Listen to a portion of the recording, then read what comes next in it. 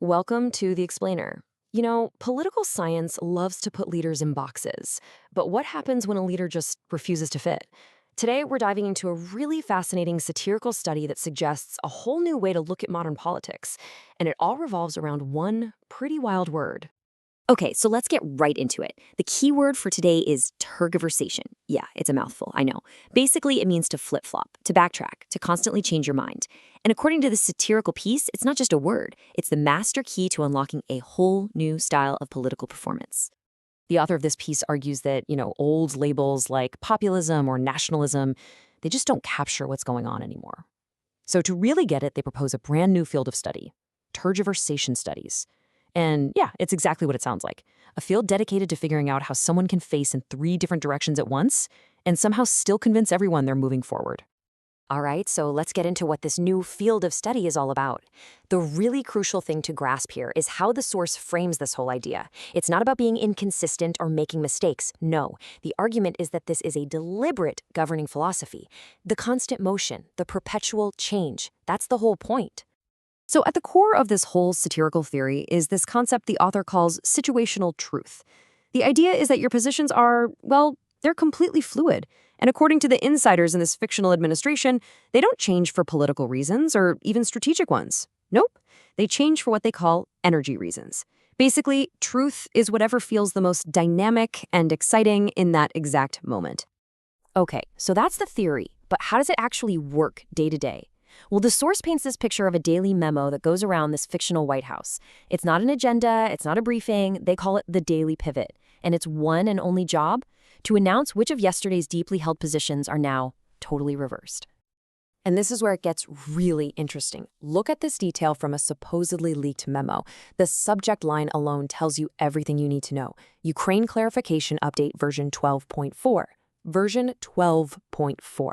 This perfectly captures that feeling of constant, almost frantic revision.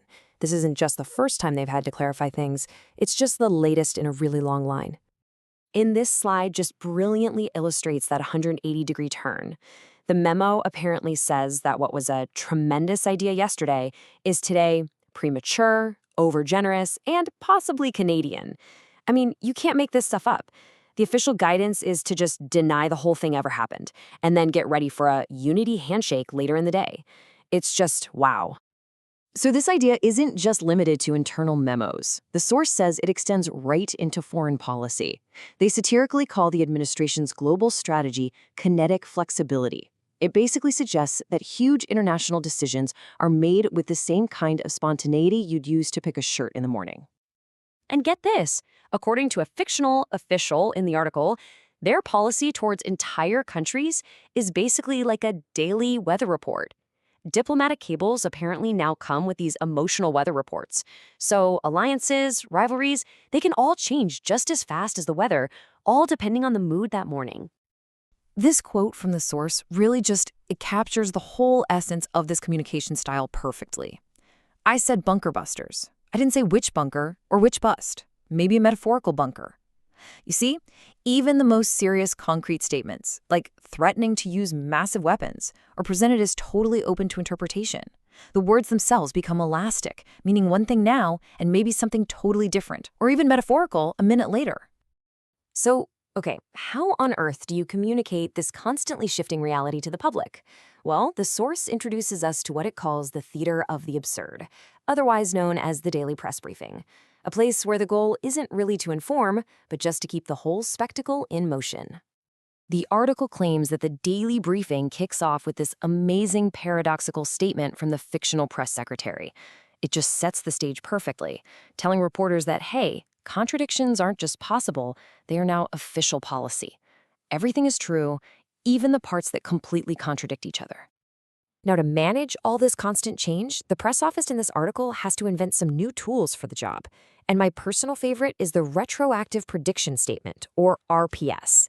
It's a formal document they use to claim that whatever just happened, whether it was a success or a total failure, was exactly what the president predicted all along. It's a way of making him retroactively correct, no matter what. Okay, so you have to be wondering, right? How does an administration where the plan changes every single morning maintain any kind of internal unity?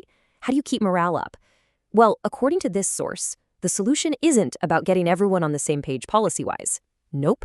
The solution is musical. Yeah, you heard that right. The article describes this daily confidence rally where they use the Village People's disco classic YMCA to choreograph huge economic policy decisions. Each letter stands for a different and completely contradictory stance on tariffs. So they turn this incredibly complex economic issue into a simple, fun dance routine that everyone can follow. And this quote, which the article attributes to the president, just captures that perfect blend of policy, performance, and, well, physical fitness that supposedly defines the administration. It's not just about governing, it's about putting on a great show and, hey, getting a good workout in at the same time. And all of this, the daily pivots, the mood ring foreign policy, the YMCA tariff dance, it all builds to the source's final satirical point about what the real goal of this political style actually is. There's this document that was supposedly sent to the Pentagon, and it just perfectly sums up the administration's official position on its own words. The title of this clarification document says it all. We meant whatever we said. I mean, that's basically a declaration that meaning itself is totally up for grabs. And that brings us to the core argument of this whole satirical piece. The constant shifting, the chaos, the contradictions, they aren't a bug in the system. According to this study, they are the system. Tergiversation isn't some flaw that needs to be ironed out. It's the main event, the star attraction that keeps everyone glued to their seats. And so the source leaves us with this final question to chew on.